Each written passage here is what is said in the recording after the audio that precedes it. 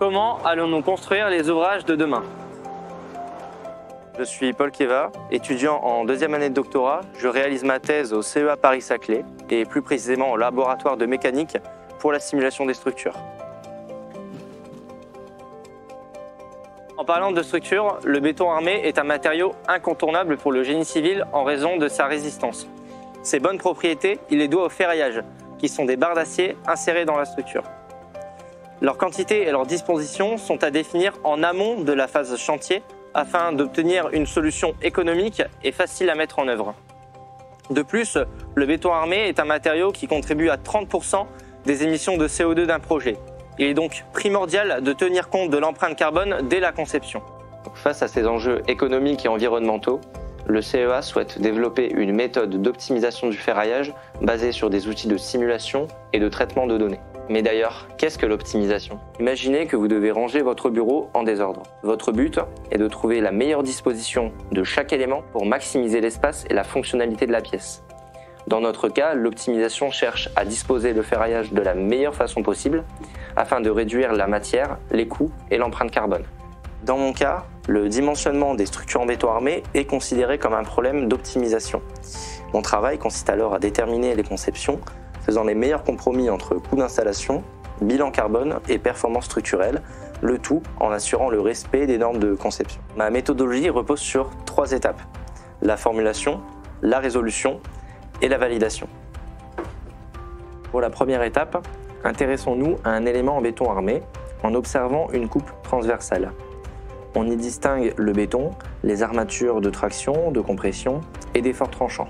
Mais alors, comment choisir les paramètres variables nous permettant de représenter un très vaste choix de solutions?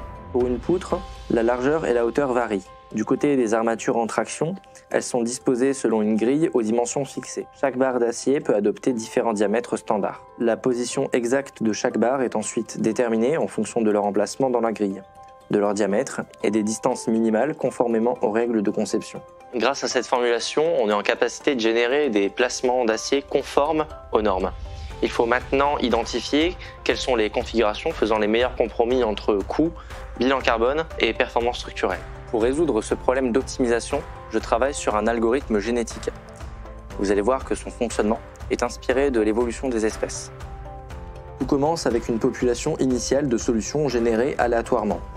Chaque solution représente une combinaison possible des paramètres variables du problème. Ces solutions sont ensuite évaluées à l'aide d'une fonction de performance qui peut intégrer différents objectifs du problème. Le score attribué à chaque solution permet de les trier. Comme dans la nature, seules les solutions les plus adaptées à leur environnement, ayant le meilleur score, survivent à la prochaine génération.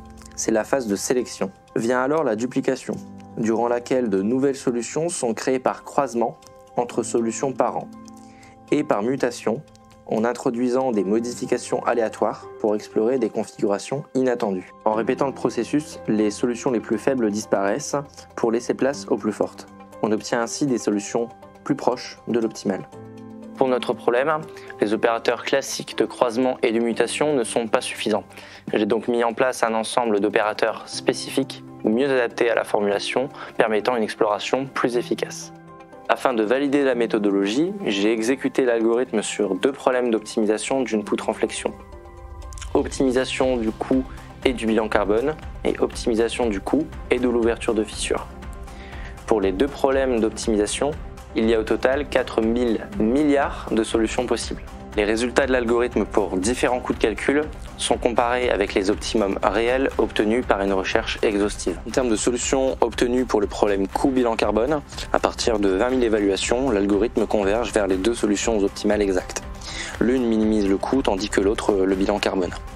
Le faible nombre de compromis indique que les 2 critères sont peu contradictoires. Pour le problème coût-ouverture de fissure, vous remarquez que l'ensemble des compromis optimaux est très large. À partir de 50 000 évaluations, notre algorithme parvient à couvrir raisonnablement cet ensemble et explore avec succès des configurations de ferraillage très complexes avec plus de 3 diamètres différents. Cette validation montre que la méthodologie est performante pour résoudre des problèmes d'optimisation à plusieurs objectifs avec contraintes. La grande modularité des algorithmes génétiques me permet à ce jour d'envisager son application pour des structures plus complexes et d'améliorer ses performances en la couplant avec d'autres algorithmes de recherche.